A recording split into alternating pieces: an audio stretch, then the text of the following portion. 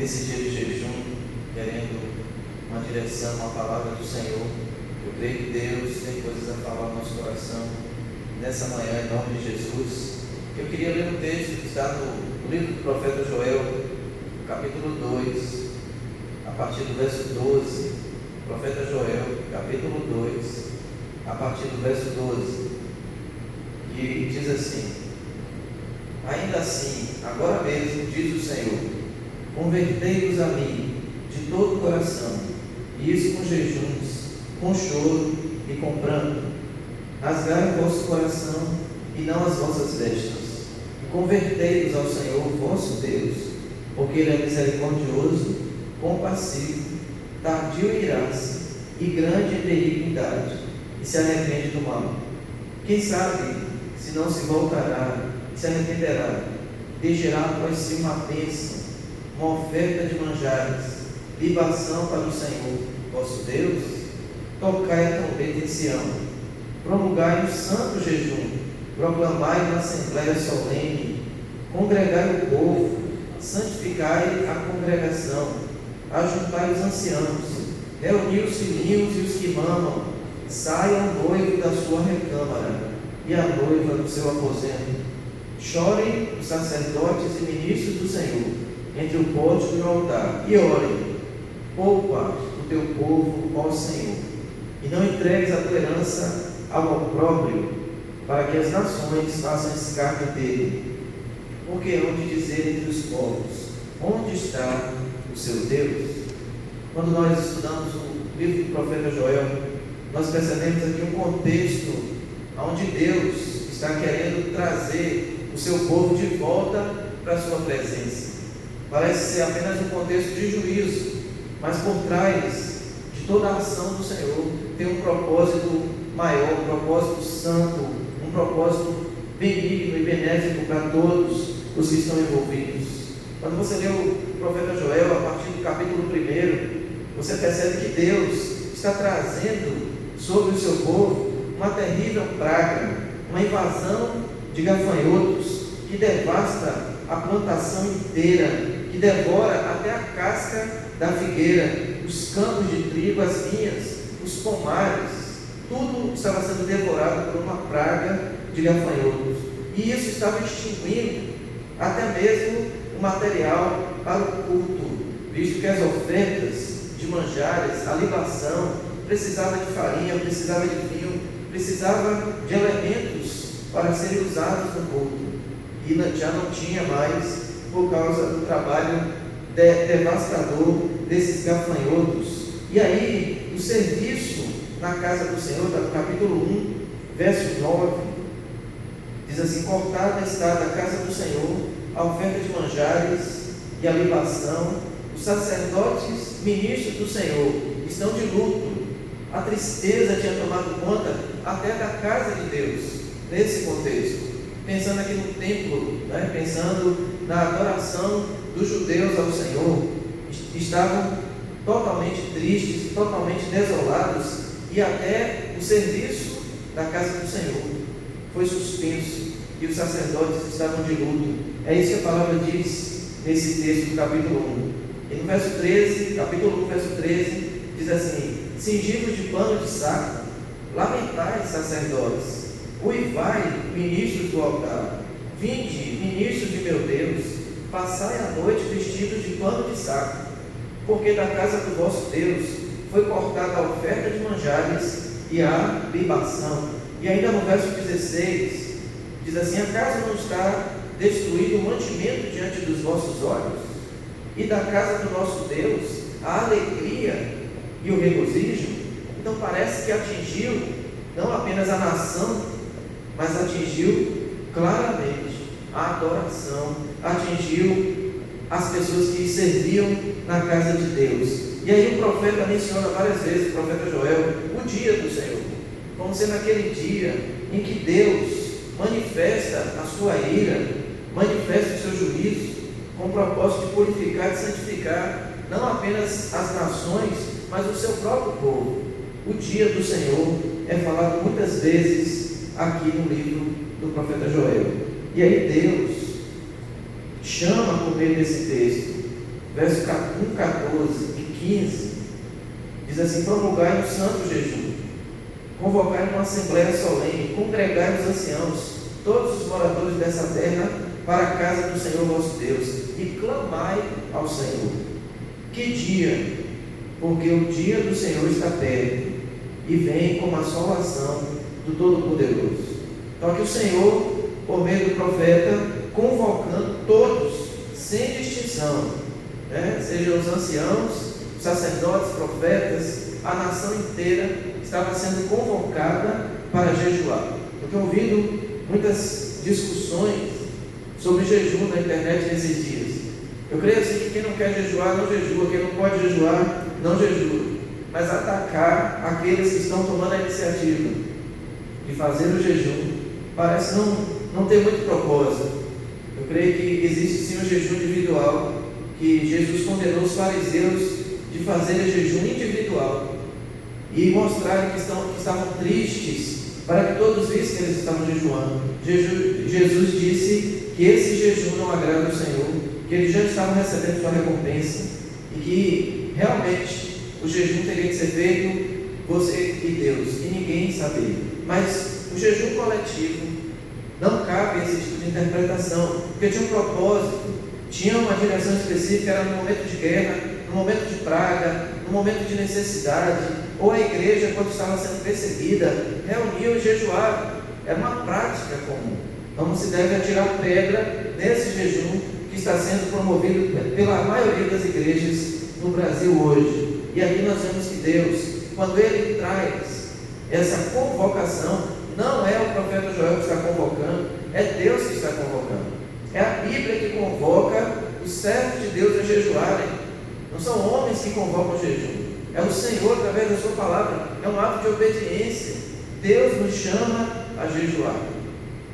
E aí nós aprendemos aqui nesse texto que nunca é tarde para o arrependimento, nunca é tarde para a adoração verdadeira recomeçar, nunca é tarde para um conserto, nunca é tarde para trazer de volta aquilo que foi perdido. E aí o Senhor traz esse desafio que nós lemos no capítulo 2, a partir do verso 12, que diz assim: agora mesmo, diz o Senhor, convertei-vos a mim de todo o vosso coração, e isso com jejuns, com choro e com pranto. Parece que é a única alternativa que Deus dá ao povo que estava enfrentando essa praga, que no capítulo 1 nós vemos uma praga de gafanhotos, no capítulo 2 fala de uma grande nação avassaladora, que alguns dizem que são os mesmos gafanhotos, que são chamados de nação, ou outros dizem que nós temos uma praga e uma invasão de algum império, de algum povo perverso. De qualquer forma, Deus mostra para eles que o arrependimento é o único caminho. Não tem outra saída para o povo de Deus, a não ser isso que Ele disse: convertei-vos a mim, de todo o vosso coração, isso com jejum, com choro e com pranto. Não existe outro caminho, não existe outra sugestão. O que Deus está ordenando aqui é isso, é o Eterno convocando o seu povo a se voltar para Ele. E isso já deveria estar sendo feito, mas se você voltar no capítulo 1, no verso 5, diz assim: ébrios, despertai-vos e chorai, uivai todos os que bebeis vinho, por causa do mosto, porque está ele tirado da vossa boca. O povo parece que estava totalmente envolvido nos prazeres da sua carne. Ébrios, são embriagados. Parece que o povo de Deus estava se entregando à bebedeira, querendo curtir a vida numa boa, esquecendo do Senhor, e plantando, e colhendo, e vivendo sua vida como se Deus nem existisse. E de repente Deus tira tudo por meio de uma praga avassaladora, e até o culto, até as ofertas são suspensas, e agora os sacerdotes estão de luto, todos estão chorando, está faltando mantimento, e é isso que está dizendo aqui no texto. E aí o Senhor, no capítulo 2, verso 12, ele diz assim: convertei-vos a mim de todo o vosso coração, com jejum, com choro e com pranto. Não é suficiente ser povo do Senhor. Esse povo já era o povo do Senhor. E muita gente acha que é suficiente ser evangélico, é suficiente ser crente. Não é suficiente. Pelo que você vê aqui no texto, eles eram o povo de Deus, mas não estavam agradando ao Senhor. Não basta morar na Terra Santa, não basta Deus fazer milagres na vida daquele povo se eles não se convertessem ao Senhor, se o coração não estivesse voltado para Deus. De nada adiantava ser povo de Deus nesse momento. Eles estavam despertando a ira do Senhor, eles estavam despertando em Deus o desejo de trazer juízo sobre a vida do seu próprio povo.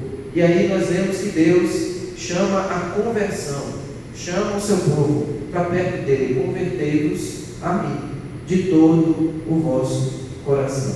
E aí Deus vai dizer como Ele quer essa volta, de que jeito, de que maneira. Não é apenas volta de qualquer jeito, volta de qualquer maneira. Muitas pessoas estão perguntando: quando é que vai voltar a ter culto? Quando é que vamos voltar às nossas atividades? Quando vamos voltar? Não é isso que devemos perguntar, é como devemos voltar, porque é isso que Deus está falando aqui: convertei-vos a mim. E aí Ele vai dizer como. Em primeiro lugar, essa volta tem que ser para uma relação pessoal com Deus. Ele está chamando o seu povo para Ele: convertei-vos a mim. E esse é um tempo que as pessoas estão procurando em homens, em pessoas, em teólogos, respostas para o que está acontecendo, enchendo a cabeça de informações, de teorias. Eu não vejo aqui nesse texto o povo procurando nenhum tipo de teologia, de discussão, de debate acerca do que está acontecendo. Não é hora de encher a cabeça com informação, não é hora de fazer discipulado. É isso que eu entendo no texto aqui.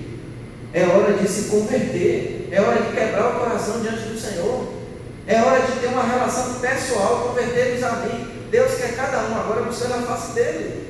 É isso que eu vejo. E parece que a igreja está meio dispersa com essa paralisação que houve e não sabe direito o que está querendo, e querendo ouvir profetas, querendo ouvir mestres, querendo ouvir tanta coisa, e tantos falsos mestres, tanto engano que está sendo transmitido pelas redes sociais.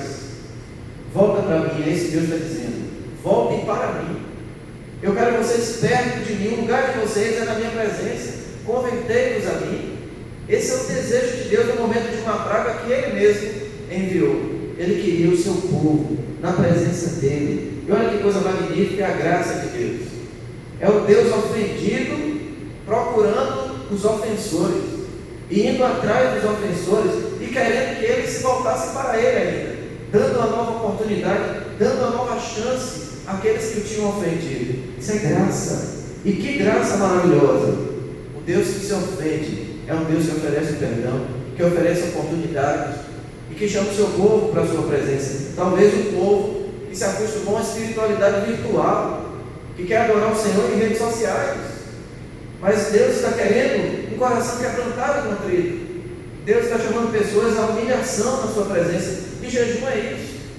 Jejum é algo que você faz na presença do Senhor. Convertei-vos a mim. Essa é a primeira forma de Deus dizer ao seu povo: como eu quero que vocês se voltem para mim. Como? Se voltem primeiro para mim. Essa é a forma. Segunda coisa, que eu vejo nesse texto aqui, é que Deus quer profundidade nessa volta. Não uma volta artificial, religiosa, um jejum que todo mundo vai fazer porque foi convocado de maneira nacional, um jejum que se está fazendo por obrigação, por revolta, ou murmurando porque tem que jejuar. Não é assim que o Senhor quer. Ele fala aqui: de todo o vosso coração. Então o que o Senhor está querendo é a forma da gente fazer as coisas, a maneira de buscá-lo, estar na presença dele. Ele quer, ele mostra o desejo de ter intimidade com seus filhos.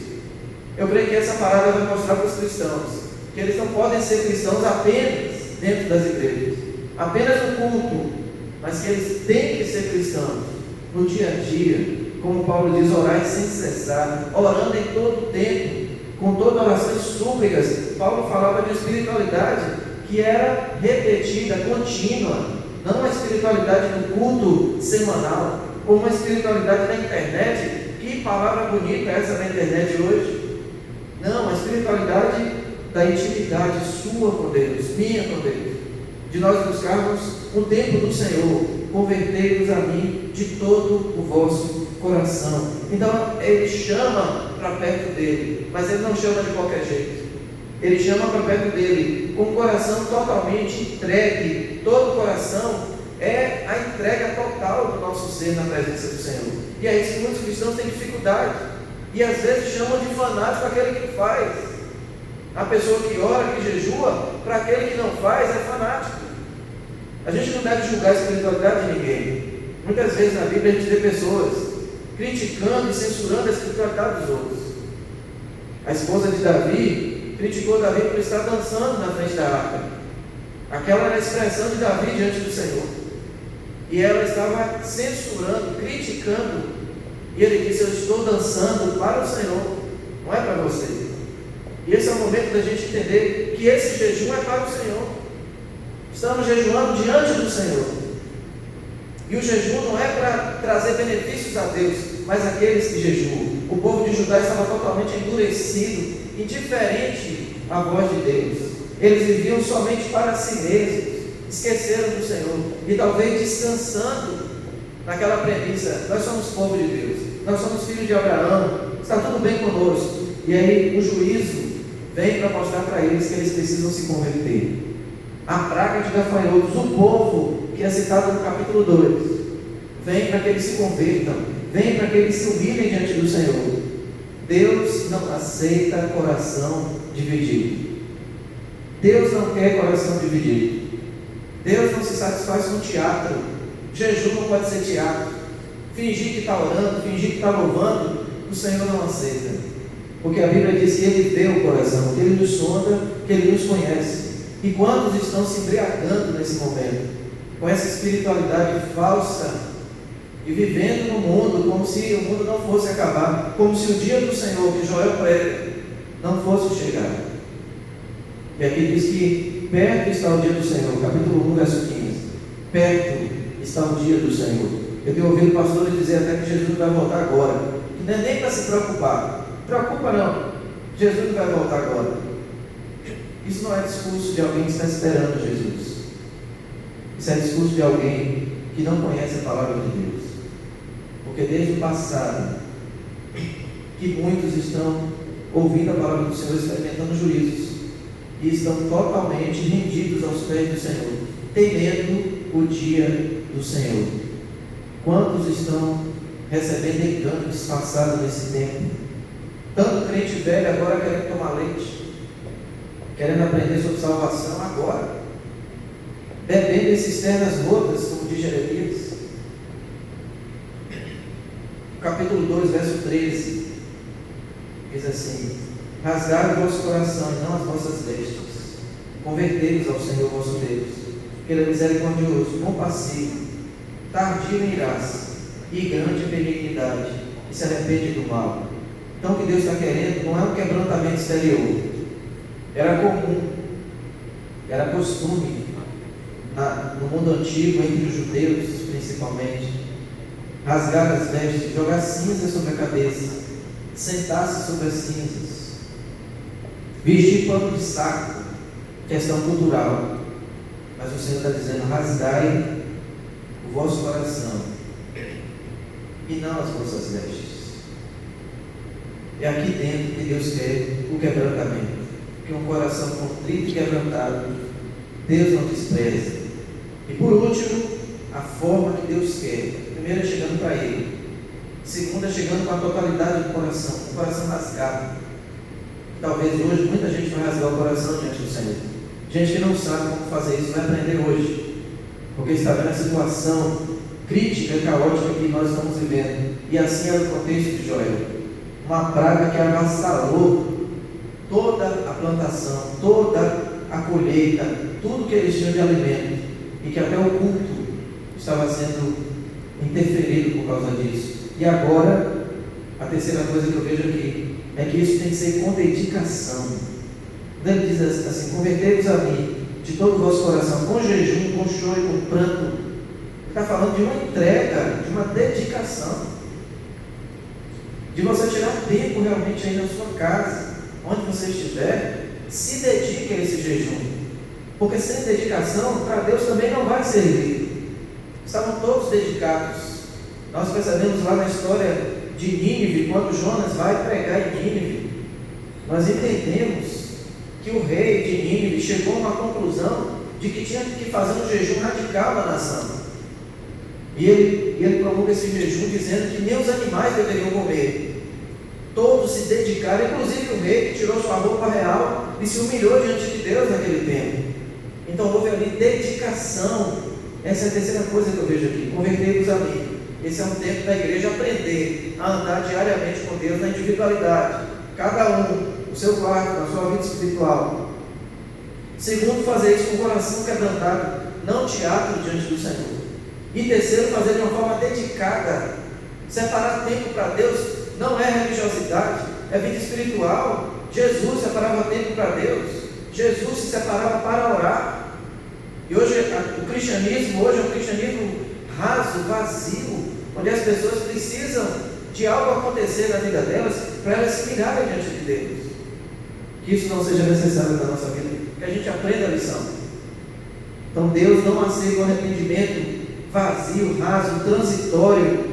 Antes deles serem restaurados, eles precisavam ter uma convicção do pecado deles, se arrependerem, ainda que se sentissem sem pecado. Você vê Neemias pedindo perdão pelos pecados dele e de toda a nação. Você vê Daniel pedindo perdão pelos pecados dele e de toda a nação. Então pedir perdão é algo que nós temos que fazer sempre. Perdoa as nossas dívidas. É isso que está escrito na palavra do Senhor. Quando nós estamos jejuando, nós estamos dizendo para Deus que temos pressa. Senhor, nós temos pressa de chegar na Tua presença. Nós temos pressa que o Senhor nos socorra, que o Senhor nos perdoe. Nós temos pressa de consertar aquilo que está quebrado em nossas vidas. O jejum, ele manifesta isso, a urgência de se ter um conserto com Deus. Quem jejum está dizendo que a volta para Deus é mais importante que o alimento. Será que não é isso que Jesus quis dizer quando ele falou na cara do diabo? Nem só de pão viverá o homem. Ele estava ali totalmente rendido no jejum de 40 dias. Hoje nós não precisamos desse tipo de jejum. Não é ordenado fazer 40 dias, 30 dias de jejum. O que Deus quer aqui é a forma do jejum, como esse jejum é feito. Se você fizer 40 dias de jejum, primeiro que talvez nós não tenhamos saúde para isso. Mas se você fizer com o coração totalmente afastado de Deus, será um jejum de fariseu, que não vai adiantar nada. Deus não quer esse tipo de coisa. O jejum é para nós nos aproximarmos de Deus. Não jejuamos pelo jejum, jejuamos por Deus. Jejuamos pela presença de Deus. Jejuamos pelo Senhor. E aí Deus, olha que coisa maravilhosa. O Deus que pediu, né? No verso 14 diz assim: quem sabe se não se voltará e se arrependerá e deixará por si uma bênção. Olha só, oferta de manjares, libação para o Senhor, tudo que tinha sido suspenso, porque a praga vira consumindo tudo. Ele diz: tocai a trombeta, no verso 15, capítulo 12, verso 15. Tocai a trombeta em Sião, promulgai o santo jejum, proclamai uma assembléia solene, congregai o povo, santificai a todos, até as crianças. Saia o noivo e a noiva da recâmara. Todos sabem que o casamento era assim, as pessoas ficavam reclusas durante o período conjugal, no início. E aqui está dizendo: o jejum é para todo mundo, até para quem casou. Saia da recâmara. Está na hora de uma convocação. Está na hora dos sacerdotes chorarem, dos ministros do Senhor, todos aqueles que servem na casa do Senhor, digam a Deus: poupa o teu povo, Senhor. E aí no verso 18 tem algo lindo. Diz assim: então o Senhor se mostrou zeloso da sua terra, compadeceu-se do seu povo. E aí no verso 19 diz assim: e respondendo ele disse: eis que vos envio o cereal, o vinho, o óleo, e dele sereis fartos. Olha só, a palavra de fartura. E vos não entregarei mais ao opróbrio entre as nações. Aí ele fala que o exército que vem do norte, eu removerei para longe de vós. Deus está falando de livramento. Vou mandá-los para muito longe de vocês. Verso 21 diz assim: não temas, ó terra, regozija-te e alegra-te, porque o Senhor faz grandes coisas. Esse é um Deus que observa o seu povo humilhado, que observa o jejum de um povo que se humilhou diante do Senhor, que recebeu uma palavra, entendeu e se prostrou diante dele. Não temas, animais do campo, porque os pastos do deserto reverdecerão. O arvoredo dará o seu fruto, a figueira produzirá com vigor. Alegrai-vos, pois, filhos de Sião, regozijai-vos no Senhor vosso Deus, porque Ele vos dará em justa medida a chuva, fará descer como outrora, a chuva temporã e a serôdia. As eras se encherão de trigo, os lagares transbordarão de vinho e de óleo. O verso 25 diz assim: restituir-vos-ei os anos que foram consumidos pelo gafanhoto migrador, destruidor, pelo cortador, o meu grande exército que veio contra vós. Restituição. Tudo isso é o resultado de uma humilhação, de uma obediência a um Deus que diz assim: se convertam a mim com jejum, com choro e com pranto. E o povo obedece e ele promete todas as bênçãos de volta, multiplicação de bênçãos, alegria, livramento. Comereis abundantemente, verso 26, vos fartareis, louvareis o nome do Senhor vosso Deus, que se ouve maravilhosamente convosco. E aí no finalzinho desse versículo diz assim: o meu povo jamais será envergonhado. E aí o verso 27, sabereis que eu estou no meio de Israel, e que eu sou o Senhor vosso Deus e não há outro, e o meu povo, de novo, jamais será envergonhado. E no verso 28 ainda diz: e acontecerá depois que derramarei o meu espírito sobre toda a carne, vossos filhos e vossas filhas profetizarão, vossos velhos sonharão, vossos jovens terão visões, e até sobre os servos e sobre as servas derramarei o meu espírito naqueles dias. E essa profecia aqui nós sabemos que já aconteceu no dia de Pentecostes. É assim que Pedro interpreta essa profecia, e isso é o que é dito pelo profeta Joel. Deus é fiel para cumprir as suas promessas, e Ele quer simplesmente do seu povo nesse dia, nesse momento, que o seu povo se chegue para Ele. Você que não tem cuidado da sua vida espiritual, você que tem relaxado na sua busca, na sua vida de jejum, que tem que ser uma prática, não um dia no ano, mas uma prática. Você que tem que deixar a palavra de lado. O Senhor tem chamado a igreja dele nesses dias em que o mundo está totalmente virado pelo avesso, a se humilhar diante dele. Convertei-vos a mim. É isso que o Senhor quer, de todo o vosso coração. É isso que o Senhor quer, a forma desse jejum hoje. E eu creio que o Espírito Santo, com certeza, vai nos levar a jejuar da forma que Deus espera, da forma que Deus quer, porque os resultados virão. Deus vai trazer resultados desse jejum, assim como disse Jesus no Sermão do Monte: o teu Pai que veio ao culto te recompensará. E ele estava falando de jejum. E nesse momento eu queria desafiar você aí a procurar um lugar sossegado. Eu desafio a querido, mas todas as pessoas que estão nos assistindo, procure um lugar sossegado. Desligue o seu celular se for possível. Saia das redes sociais. Coloque um louvor. Evite piadas, brincadeiras, bate-papos desnecessários. Quando Deus convocou o jejum, Ele queria que todos estivessem envolvidos. Os ministros do altar, os sacerdotes, todos envolvidos. Esse é o momento de você se separar para Deus. Não sei até que hora você vai fazer o seu jejum, mas Deus quer que você, é a forma, é a maneira, rasgai os vossos corações. Vamos nos rasgar diante de Deus nesse dia. Põe um louvor, ligue o seu celular. Eu vou passar para vocês aqui esse desafio de você ler o profeta Joel. Quem conseguir ler o livro inteiro, são 3 capítulos apenas. Você pode, no seu tempo de jejum, meditar e o Espírito Santo falar muito mais para você nesse livro de Joel. Tirar conclusões nesse livro de Joel, ou apenas o capítulo 2 inteiro, do jeito que o Espírito Santo vai dirigir. Mas eu vou deixar essa leitura da palavra, não para você buscar estudos bíblicos na internet, mas para você abrir a sua Bíblia e o Espírito Santo iluminar você nessa meditação nessa manhã. Então procure um canto, procure um lugar da sua casa, um lugar sossegado para ficar você e Deus. E é isso que ele está dizendo aqui: convertei-vos a mim, chegai-vos a Deus, e Ele se chegará a vós. Nós temos vários motivos para jejuar nesse dia. Eu queria deixar alguns aqui. Primeiro de todos, tem que ser sua vida espiritual. Você jejuar para chegar mais perto de Deus, para chegar à intimidade, para a sua vida espiritual ter uma virada, para você ser cheio do Espírito Santo. Você orar pelas nossas famílias, né? A sua família, a família de cada irmão dessa igreja. Seus filhos, maridos, esposas, todos precisam de oração nesse momento. Então clame nesse tempo de oração.